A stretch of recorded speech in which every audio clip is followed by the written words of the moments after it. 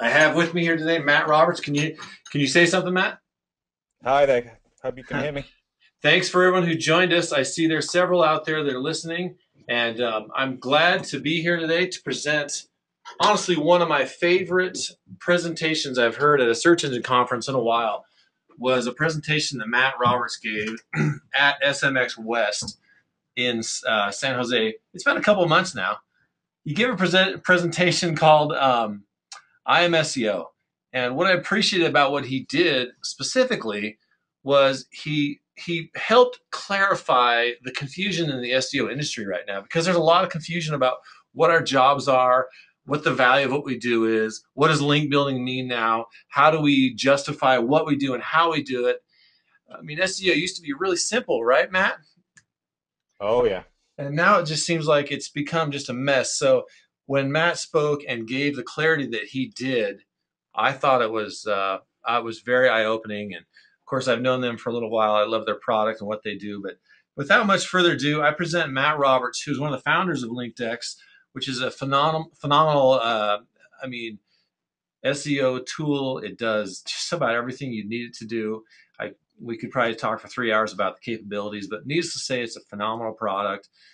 So I give you Matt Roberts. Now, when Matt's finished speaking, I have a presentation about link building and what it means and how it works and how it integrates in the new landscape of SEO.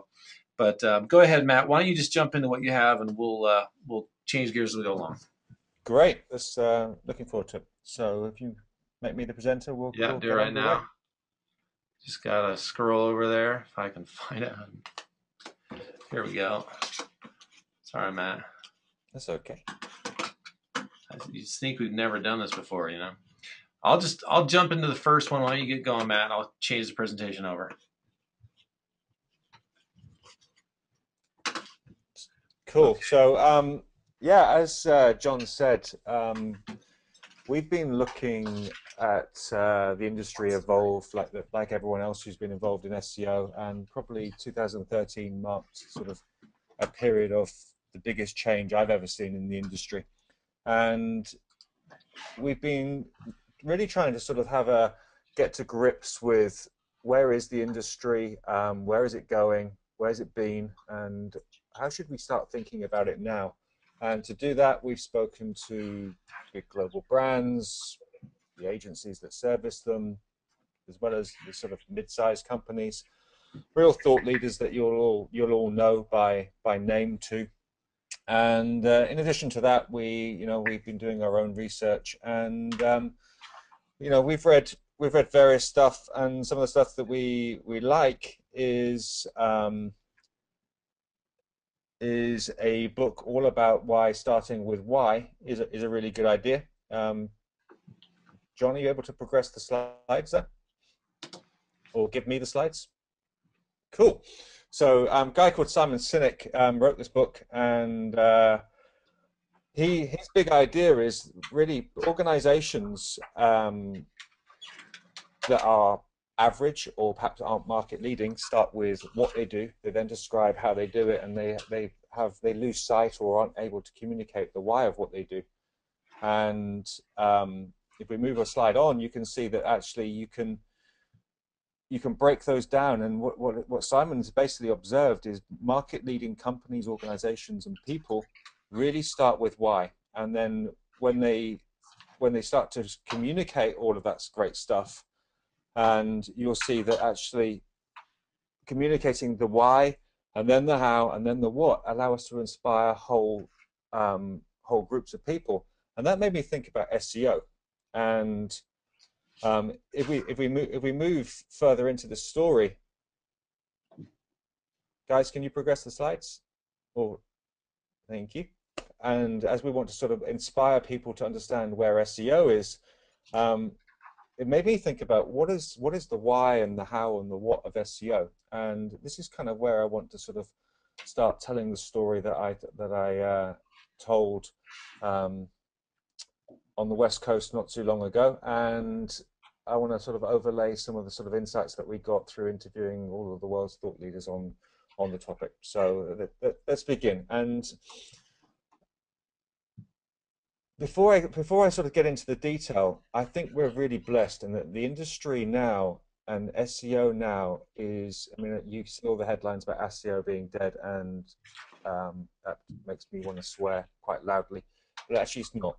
I believe the opposite. I believe SEO now is amazing, but we need to think about what we're doing and the why of it to really understand what that means. Let me tell you what. So let me tell you more. I think in 2011, 12, 13, we've moved from a what, and that's one of the biggest challenges we've got. We used to, if someone said, "What do you do?" or you would say, "Well, we get rankings, or we build traffic, or we grow revenue through organic search and all of that cool stuff." And then we'd go, "Well, so people go, cool, how do you do that?" So we do that through, link building or building content on the web, or we're really good at sort of making websites that are technically able to be crawled and all that cool stuff. Why do you do it? Yeah, the next question. People really didn't have clarity on that. So what I then, I think we've gone back a slide. Somebody, can we move forward a slide? No, you're still going back. I need to go forward. Cool. Let's go. Yeah. So we're sort of now on to sort of the why of SEO, and let me tell you what I've discovered. So if we go one slide more, it starts with the purchase funnel. And one of the things I've learned about organic search through all of my research is, of all of the channels that exist, SEO, organic search, dominates. So whether you believe consultancies like McKinsey and their purchase funnel research, or whether you believe ZMOT, or whether you believe any other purchase consumer funnel that you look at, all the way through the funnel, it doesn't matter where you are, organic search is really, really strong and often very dominant. And that's not because we want to big up the SEO industry. That's because people turn to Google and other search engines whenever they want to find stuff out, whenever they want to buy something. And that's not once when they're buying something. They go to Google all the time, all the way through the consumer purchase funnel. And as marketers, we're trained to really focus and zero in on those purchase funnels when making decisions. So the first point is, we're really blessed in that we really we optimize for all of those journeys for these consumers in the channel that consumers use the most. If we move further on, something else that's amazing about organic search is we trust it. So let me tell you about trust. McKinsey did the purchase funnel research, but a company called Edelman every year do this trust barometer where they look at what consumers trust in terms of media and what they don't, and what wins and what loses. And consistently, year on year, organic search comes out as trustworthy and as traditional media. So Google results, New York Times, same level of trust.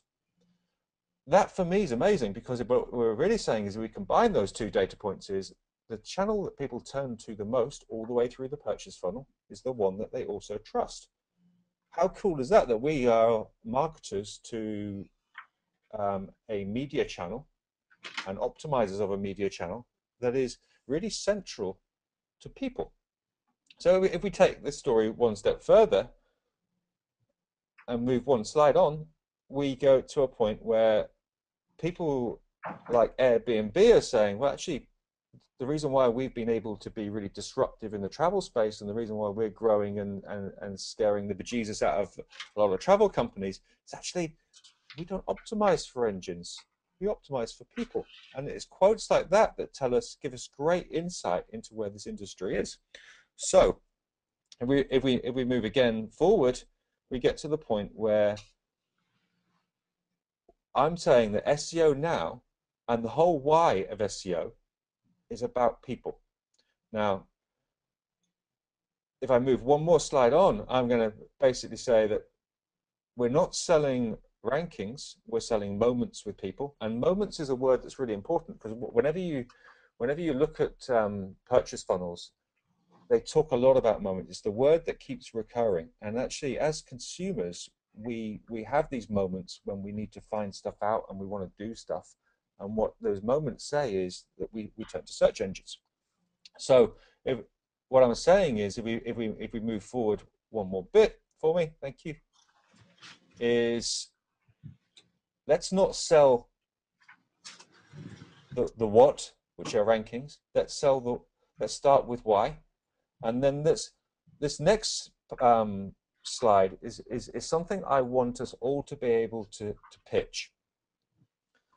Imagine the CEO of a company or the CMO, or imagine anyone in your organization basically saying, in those moments our customers are searching for things we know lots about, we should be there with the best and most relevant answers. Now, if a CEO of any company says, actually, we know lots about this topic, whatever genre, whatever niche you're in, we want to be there, the cascade of events strategically and tactically that fall from that desire to always be there in those moments is quite extraordinary. But extraordinary for a number of reasons. So let me take that one step further and tell you a bit about brands. A great quote from a really senior sort of brand builder called Amir Kasai is, a brand is not a product or a promise or a feeling. It's the sum of the experiences you have with the company. And what I think is amazing about organic search is, because of the sheer volume of interactions that we're able to generate with people and brands, is that we might be the ultimate brand builders as media goes, because we create experiences through the web with people in those moments and they most need SEO. So I think we build brands. And we all know what brand equity is. It's just hugely, hugely valuable. And any industry that is capable, or any media, any marketing media channel that is capable of building brand equity, is stupidly valuable. Now, it's not just about brand equity. If we move one step further, you know, brands are great, and that's what we're really cool at the industry are doing, is we know that in addition to that, we're also able to build market share, and of course there's revenue. So being there for as many moments as we can and having the senior people inside our organization say we must be there is a great method of not just brand building, but building market share and revenue, is what I'm saying. And now once we understand that we want to be there for people, and actually SEO is all about people, we can then get to the other sort of parts of this, the other rings, and we can start to think about the how.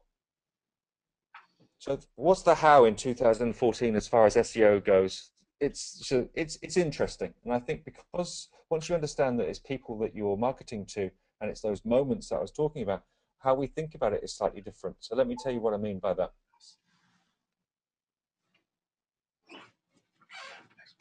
Can we move one on? Thank you. First thing is what you might call, or I might have called, keyword research, or content research, and a whole bunch of other names. I'm thinking is actually we're trying to discover those moments that customers are having on the web all the way through the purchase funnel that we think we're really qualified to talk about. And some of those are in sort of the evergreen moments, and some of those are in the sort of New York Times zone of they might only happen for a week and they might be really newsworthy. But once we've discovered those moments, we're trying to build content, and that content can be designed around being found, so the stuff for organic visibility, or it's the stuff that people just feel compelled to share because the content's so good. And in an ideal world, we'd kind of want a content to be the same. And as an industry, we're really cool about sort of measuring and optimizing all of this stuff, and that's our job. How can we create optimal amounts of content that is there for both those moments, and people love to share, because we really want that link and sharing signal too. And if we can make it the same content, that's cool. But we've also evolved in how we think about content. And if we move one slide on, we've got this idea where, wow, that slide's gone a bit skewed. Let me tell you what that, without the the bit that's going up the middle. This slide's really saying, as an industry, we've moved from where we were really happy with what I would call minimum viable content. And minimum viable content is the idea that as long as it had the right phrases in a few places on the page, we thought that page was good enough. And the problem with minimum viable, actually, it's not people-centric. It was never intended to really do anything apart from be found in a search engine and perhaps, tick the box that I ranked. Now what we're needing to move towards, and what the best people who are literally killing markets in terms of their performance are doing, are going, actually, do you know what? What was that person looking for, and what does the best page in the world for that result look like, and how do I build it?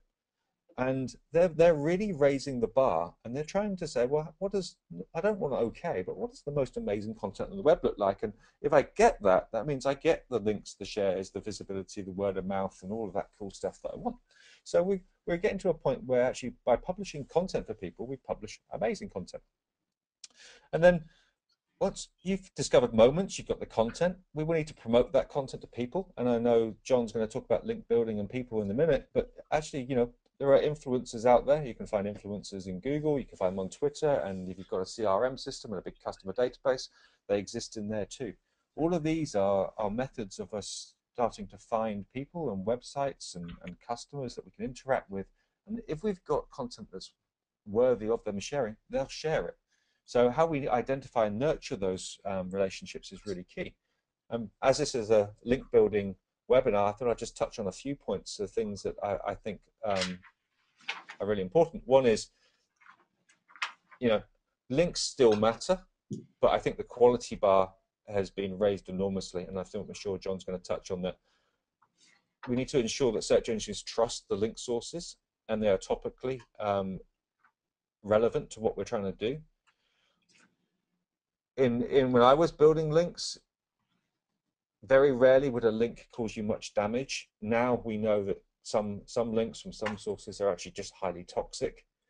And that, back to that minimum viable and okay content, if you're ever hoping to build links naturally, I think every piece of research I've read basically says not even your best friend will link to poor content or even okay content, not even if you buy them a beer. People only link to really, really great content. So that's why that bar needs to be raised. So to move on a bit more, what that really means is we need to start promoting to people. So we need to build greater content. We need to build deeper relationships with fewer people. As an industry, I know some of the thought leaders are spending less time emailing and a bit more FaceTime, so a lot of blogger meetup groups and all that kind of stuff. I think brands are shouting less and listening more to what people want them to write and what them to say. So the whole idea of being branded publishers, not just on big broadcast mode. And I think that we're going to hear about how content is king and is key once more. So this and then the sort of final sort of part of this triangle, if we've moved on from obviously those moments into content and into promotion, is of course we've got to build the best websites for people too. And we're marketing experiences, and the design and the UX needs to be great. The searchers don't just sit behind desktops, they're on mobile, they're on tablets, they do it at different times. It needs to be fast, it needs to be accessible, the technical bit needs to be sorted, so we need to have exploited things like schema and international, and of course we want there to be no issues and all that cool stuff that we do as an industry, but we need to pull that together too. So if I move on again,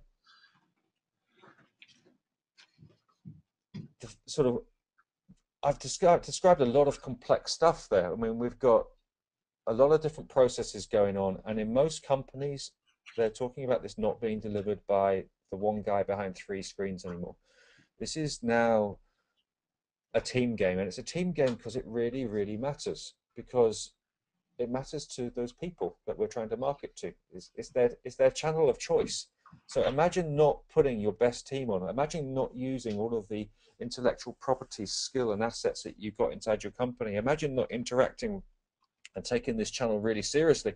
It just sounds crazy, but actually the reality is that teamwork is really difficult for some people to do.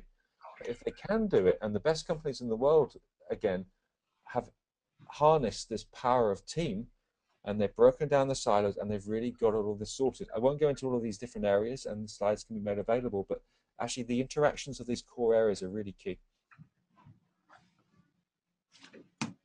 So if we move on again, the next thing, because it's a team game, and as I described, it's really important that we sort of aim for the same goals too. A good example of that is the PR team trying to get sort of ad equivalency metrics, where the SEO team might be chasing channel traffic while the content marketing might, or social team might be choosing shares. It's like saying, well, you know, you've got a team playing basketball and American football, and we want to know who's won. And actually, if you don't have a consistent way of keeping score between your different teams, then actually no team can win, because you're all playing a slightly different game. And I think consistency of scoring is really key. And then once we have that, we can then go, well, so what do we do? And then what do we do is, of course, it's about rankings and traffic and all the sort of conversions and revenue and ROI. But actually, once again, I think, you know, one of the things I've learned is, you know, the KPIs are for people again. And, you know, building the right sets of KPIs and reports to those people is as critical as the starting with the person that sits in the middle. And that sort of brings me sort of to a final few slides to wrap up this story. I find it amazing that so many SEOs, really talented ones, suddenly became content marketers or inbound marketers or any other form of marketer they wanted in the days where SEO was becoming a bit toxic. I think we should be really proud of being SEOs. I mean, you know, we are in charge of the channel that consumers love, that they turn to the most, the one they trust the most, the one that probably makes the highest ROI for each company, the one that creates the largest lifetime value for customers. And there's lots of other data out there I can share with you to say, actually, this channel kicks ass. What do? Yeah, we manage that thing that consumers love. And I don't think we want to be content marketers yet. We want to work with them for sure. I think we want to work with the PRs and all the other team members. What do? We do SEO. And I think that's, for me, that's a really important message. And I think that's kind of what Jon and I discussed a lot on the West Coast a few months back, and something we were keen to share today. So I think, to sort of wrap up my bit, I mean, do you believe SEO now is amazing, and do you believe it starts with why?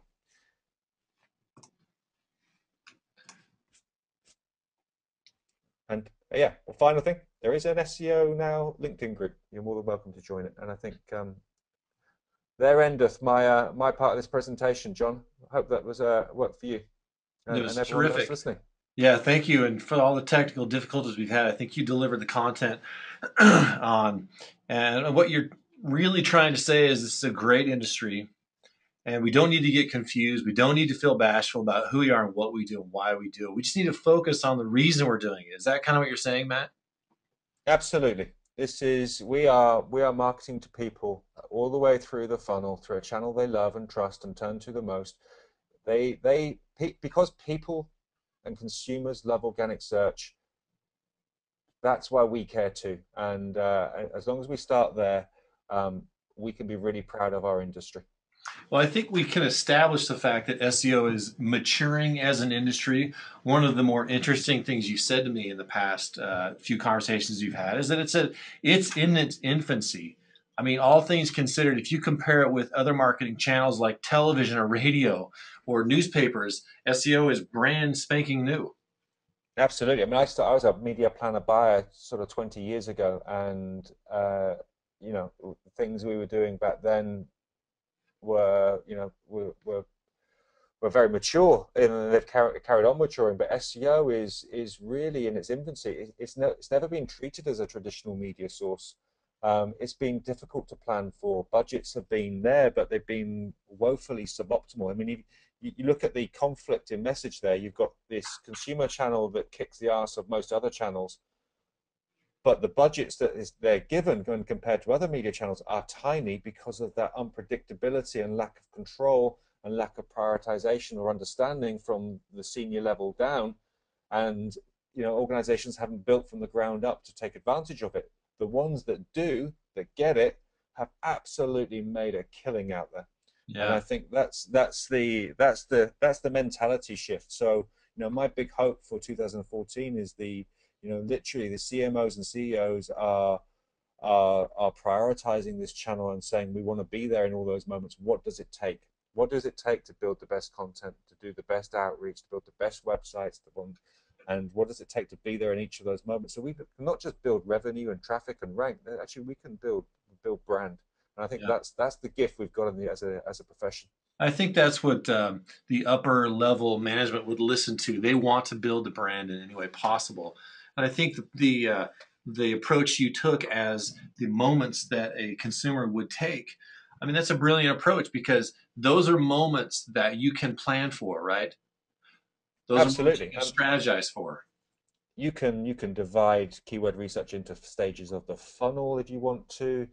You can break it into lots of sort of subgroups. I mean, you can't spend too much researching, the not tens of, these are thousands and thousands of ways that consumers try to interact with on topics that are familiar with every brand will be familiar with. It's their market, and by looking at the ones that appear and disappear seasonally or just as one-offs or that happen all of the time, and thinking, what does the best result for that look like? How can we deliver that content to that user, and how do we become a great publisher and not just think, how do I put the keyword in the first paragraph, how do I put it in the title, how do I do this and that, and actually, do I want to read it? Does it tell me what I wanted to know? Is it better than the other results that are out there?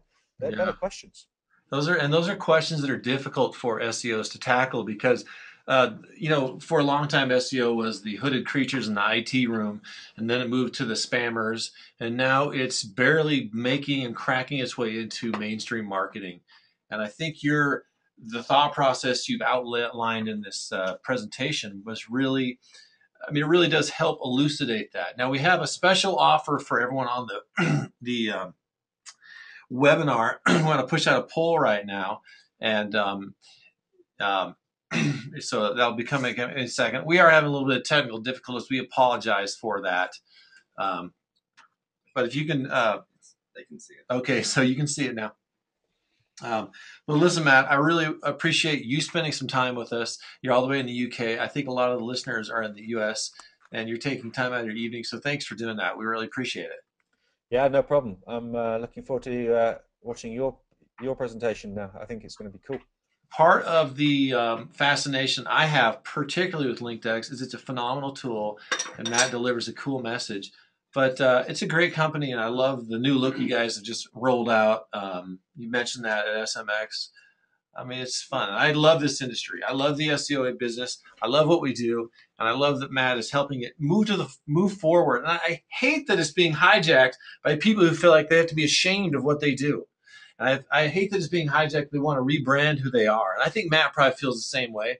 That it's SEO is phenomenal, and Absolutely. when he frames it the way that he does. And what's the title of your presentation? Was it I Am SEO? Is that what you originally had? It was something like that, give or take a few words. I can't remember exactly, but I mean, Wow.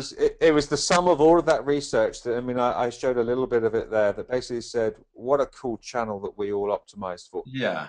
Not because we want a bit to be, not because you know that we're biased because it's how we make our living.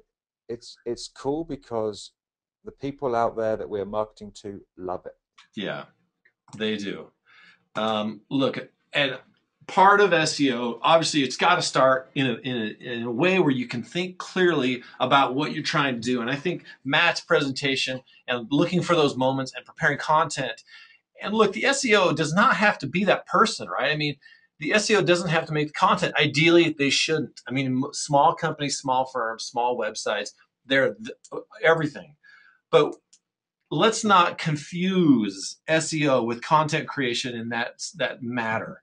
I heard Matt mention that earlier in a way, but link building has changed drastically in the last 2 years. Once Penguin was unrolled, things started changing, and it's tortured us and made us angry and made us laugh and smile. It's been every kind of emotion imaginable in the SEO space with respect to link building.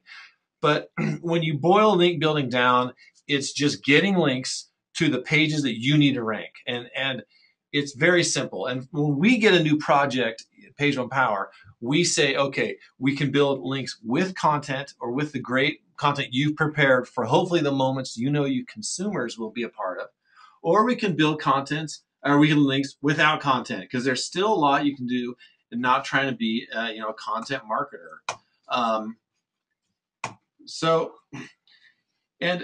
so let's talk about link building with content. Now, when I think about content, there's two types. There's on-site content and there's off-site content. And on-site content is things that you do to help your site develop and be a great user experience. And Matt mentioned the UX and that. Those are major subjects that, as you, a web marketer, need to address before you start to look at off-site content, in my opinion. You need to think, how is my site fulfilling the needs of the user? How is it giving them what they need when they find me? Particularly through search, because if they're looking for you, they're very keenly interested in you giving them the promise. Google says, here's the site we think will deliver what you want. Now, there's some great sites out there that are doing this. One of my favorites is Airbnb. They do an amazing job at preparing content that's unique on their site, that gives the user more value than they thought they would get. If you go on their site, they have, of course, Airbnb is where you can rent a room in a city and stay there for very inexpensive. So on their site, they have these neighborhood guides. And so you click on maybe a city and it takes you to a specific neighborhood. In this case, it's Battery Park City in New York City. And they hired photographers to go on the ground and take pictures, unique images, and original content about the area that you might be staying. Now, this takes this concept to a new level. This on-site content marketing is very attractive. So if Airbnb were to hire us to do link building, we could go crazy with this content. We could do outreach to people in this community, in this area, who are interested in Battery Park City, because it's unique, great content. It's on their site. And the greatest part about it is they get the links. They get all the links and all the attention for this because it's something they prepared. And I think Matt could argue that this is a moment where someone's looking for a place to stay, and this site delivers on the need that this consumer has to learn about the area they're going to stay and hopefully gain more insight than just, this is the price and this is where you might be staying. This is a phenomenal on-site content marketing. Another one is LendUp. They are turning this whole concept of on-site marketing within the payday loan space on its head. They're doing a phenomenal job. You can just look at this page and think, wow, they're taking payday loans way beyond, like the stock image you usually see on a payday loan site of a smiling person with their thumb up or something. They have a concept on their site about how to learn about how to use a payday loan. And actually, they have tests and courses that you can take to get a lower interest rate on your payday loan. And this is phenomenal on-site content. This is something that, as a link builders and SEO, you can really lean on and get great links. So if LendUp were to call us and say, hey, we want great links, we could say, oh, this is phenomenal. You have a course on knowing your credit rights? You have a course on payday lending tricks and traps? This is something we can outreach. This is something we can find other websites that would want to link to. And Matt, what was that you said about your best friend linking to the site? Or what did you say? It was really insightful. Yeah, I mean, it's, if you look at any of the social media research around what people like to share, basically anything that's other than amazing, exceptional content, people don't bother typically. Well, So unless you pitch it really, really high, even your best friend, if you buy him a beer, won't bother. And we all have this dream that we're going to write a good blog post and people are just going to go retweet crazy.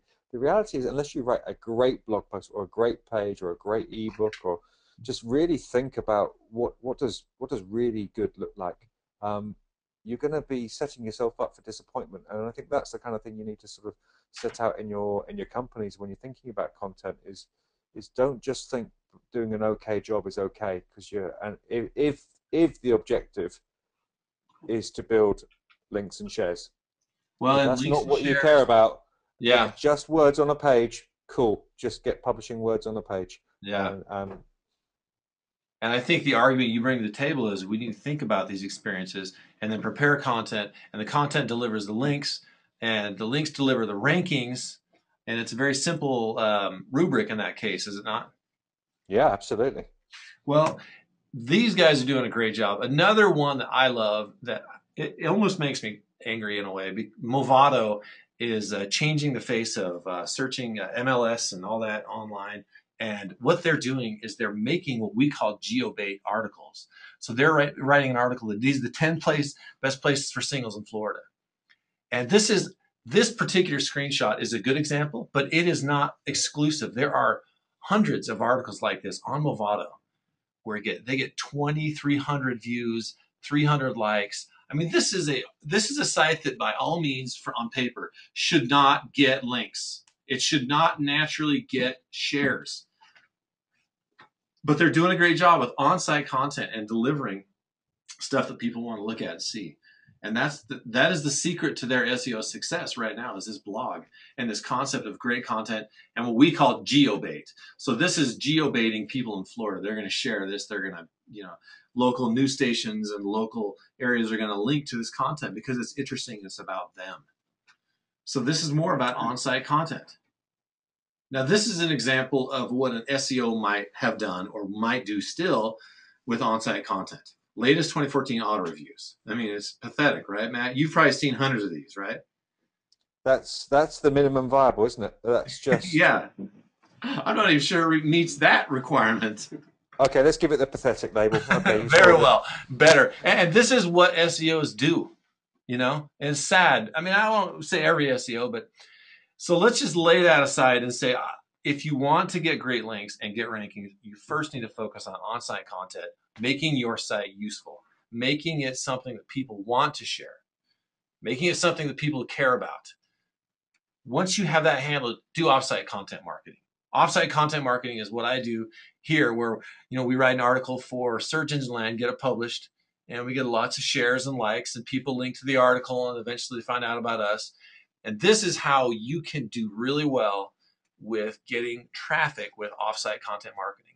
You can also get links if people go to your site and see that it's good and link to it. But this is, from my point of view, like I said, there's the on-site and off-site content marketing. And this is a good example of that.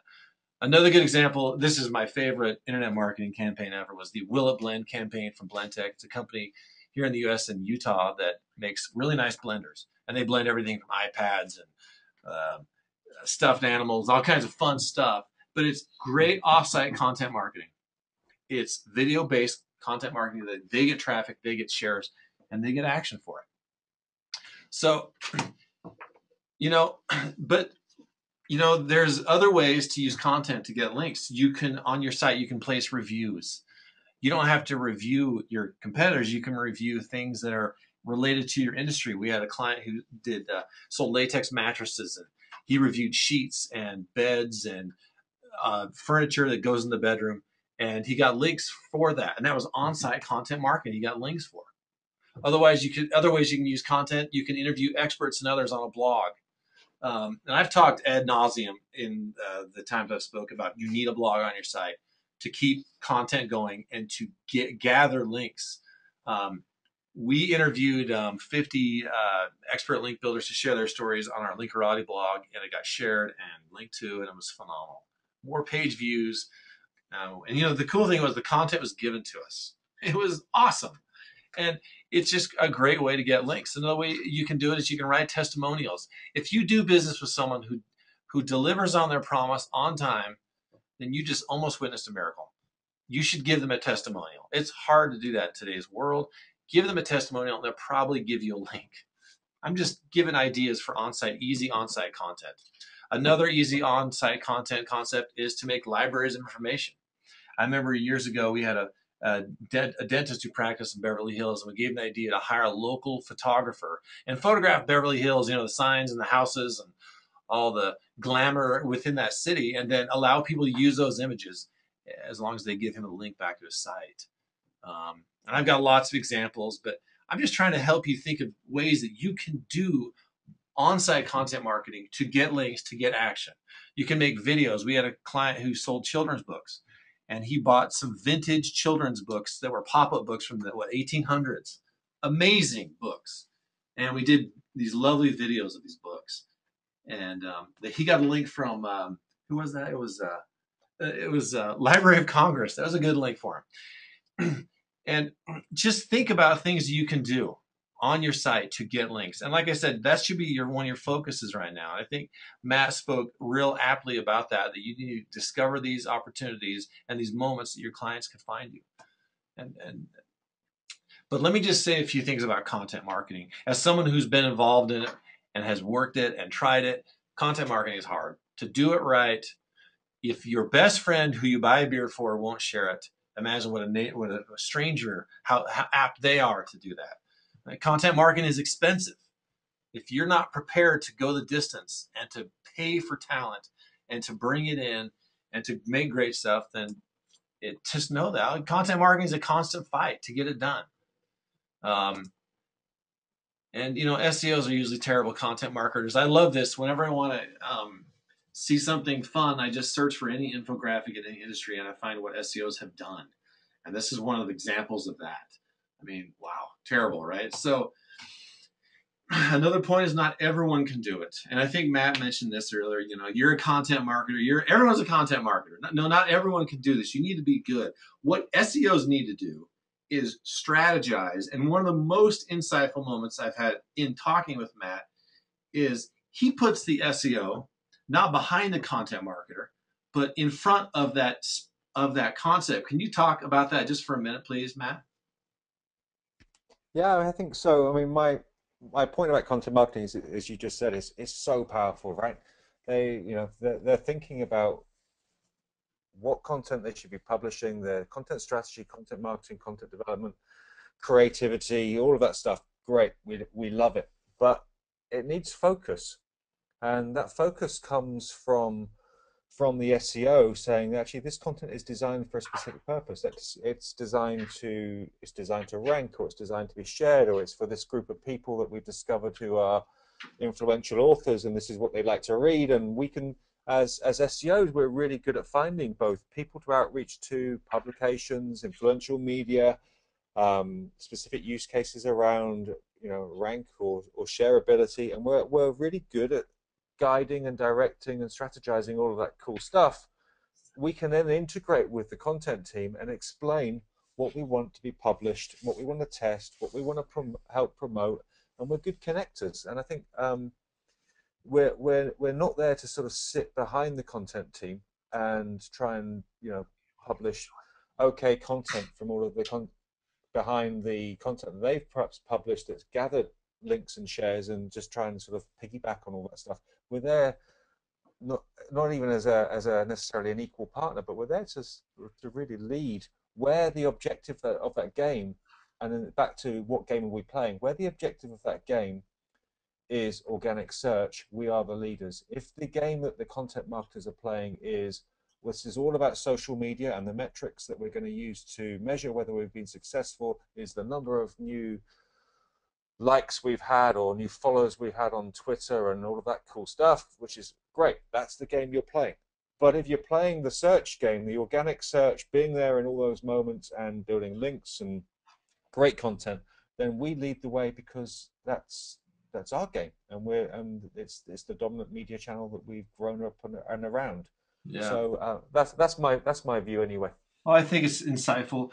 I mean, for SEOs to lead the charge and design the keywords and to push that forward I think it's really awesome. And that puts SEO in a position where we can help define what content needs to be created. And we all know content is king. I mean, yeah, of course it is. That's how you ultimately will win the game in your marketing project. But to realize the full potential of content, link building and content, they need to work together. You need to leverage your hard-won content with link building. And that's, link building for us is a simple process. It's research, finding places to get links, and then asking for the link. It's a two-step process. Find a place to get a link, ask for the link. And it could supercharge good content. For instance, we have a client who they sell bird products. birding type products, bird feeders and so forth. And they had this content on their website. This is good on-site content marketing. It's a hummingbird migration map, and it shows the places where apparently the hummingbirds are migrating. And this is interesting to people who want to go and observe these birds, right? But it was not getting very much action. So what we did was we started to find sites that would be interested in this asset, and we started to outreach and tell them about it. It's the most simple process in the world we got.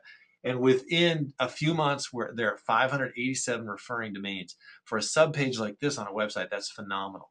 So when anyone ever searches about hummingbird migration, this opportunity, this site is presented because of that outreach, because of that good content and then link building, how those fit together. Also, link building can salvage mediocre content. This particular infographic was actually, it was shared a fair amount across certain spaces. And it got picked up by Vanity Fair, Lifehack, Blog.Motorcycle, and many others. And actually, it's been spoofed since it came out, but it's not a very good infographic, but it's useful. What we found, though, was that all these places only put the infographic on their blog or on their site. They didn't give a link. And as much use as this was for Michael Padway and Associates who prepared this, they weren't getting SEO value because they weren't getting links. And this mediocre content that gets shared, link building can salvage that and bring in the links and help the situation. Now, we have been all about content and finding the opportunities and taking care of your job as an SEO. But what if I told you you can build links without content? This, I think, is getting overstepped. Whereas maybe a few years ago, no one talked about building links with content. Now no one talks about building this without content. When you don't want to go through the trouble of making content, you can do links without content. And when we get a client, the first thing we ask them is, what do you have on your site that we can use to build links? That's the first question. If the answer is nothing, then we can help them build certain things. But really, we can go out and just find places that make sense to get links on. And everyone is overlooking these simple things that are extremely effective. You can get listed on relevant directories. There's hundreds of them. This is an example of a client we have that sells aviation supplies, and we got him listed on a very good relevant directory, the Airline Crew Portal. You can find resource pages. We have a client who does Native American home loans. We got him a link on this page. A phenomenal link to have. You can go into into Majestic SEO and find opportunities where your competitors have gotten links and get those links. You can use link decks. They make this tool look like first grade for that project. And Matt could probably talk for a few hours about what it can do. But there are lots of things you can do and to get great links without having to go through the headache of making content. Now, you should do that regardless, but don't overlook this fact. You can give stuff away and do contests and giveaways and scholarships. You can do fresh mentions. And so he was talking about your brand. You can find places where you have been talked about and get links. I mean, you can give away badges and awards and get links. I love this strategy. But the point is, you don't have to do it. And every link building campaign is different. And where do you stand? What do you have? What can you create? Because to create a great on-site content plan could be pretty exhaustive. It could take a year or more to do that. But you should start planning for that, and you should start building links no matter what. So what linkable assets do you have off and on-site, and how can you get links without content? That's how we approach a campaign. What do you have, and how can we get them without content? Because let's be honest, making content and doing phenomenal stuff is difficult and challenging. And a lot of you out there listening probably don't run brands, quote unquote. You're just looking for traffic, and you can do it. So look, Matt agrees with this. Matt Cutts just came out with a video yesterday, the sum of which was that links still are the most important part of the algorithm. Link building can supercharge your content marketing, and look, it's still there. SEO has never been a better industry, in my opinion. Here, why don't we push out the poll real quick? We have one last poll to offer. And Matt, do you have anything just in a final statement or anything you want to wrap up and finish with this? No, I think we've probably covered it. I think the as you said, links are very much alive. They're a great signal. I mean, if I was a search engine, I would use links. What else is there to use that I can trust? We still link to connect the connectivity between pages and websites and authors and websites, and it's a fabulous signal. So let's say that that matters. I think as you pointed out, quality really matters too. Yeah, um, and there is you've got to use some real skill there, because it can be, links can now harm you, and that's they where can. you guys come into your own. It's not links from anywhere. Yes, there are lots of links you can get, and some of them are easier than others, but actually it's not links from anywhere anymore. It's links from places that actually matter. Yeah, um, yeah, I couldn't agree more. And there are some parameters that I could discuss for a while about what links matter and how they matter. But let's just say I agree with Matt. There are links that can harm you now, and you got to be careful. You've got to know what you're doing, and just it's just a more advanced approach now to what's happening. Um, well, I guess that's the whole thing. But look, I really appreciate LinkDex for joining us. I apologize for the technical difficulties. It was kind of fun for, I think, the listener. But um, if you're interested in what Matt and the guys at LinkDex have, check them out. They've got a phenomenal tool. I mean, it really blows me what they actually have there. And they'll be at SMX Advanced, right? yeah, absolutely, looking forward to it. I'll be there as well. I'm actually speaking on this topic, a lot of the same subjects, just some more in-depth conversation. Are you doing a presentation there, Matt? A theater presentation? I don't think so. But with the whole New York team, we're going to be in Seattle, so go and say hello to those guys. I may be there myself, so not undecided as yet, but certainly the whole New York team will be there. Well, I appreciate it. Thanks a lot to the LinkDex team and for the team here that put it together. We look forward to maybe doing another webinar in the future. But thank you very much for all you listeners out there. If you have questions, feel free to email them. You can send them to contact@PageOnPower. Do you have a default address there, at LinkDex? If you have questions, you can come straight through to me. So matt.roberts@linkdex.com. Very well. Happily say hello to anyone who wants to drop me a line. We've recorded this webinar. We'll send the webinar a link to everyone who registered, and you'll probably get an email just inviting you to explore LinkDex and Page One Power. But we really appreciate your time, and thanks a lot, Matt, for what you've done here for us today. Thanks, John. Take care, everybody. Thank you for listening.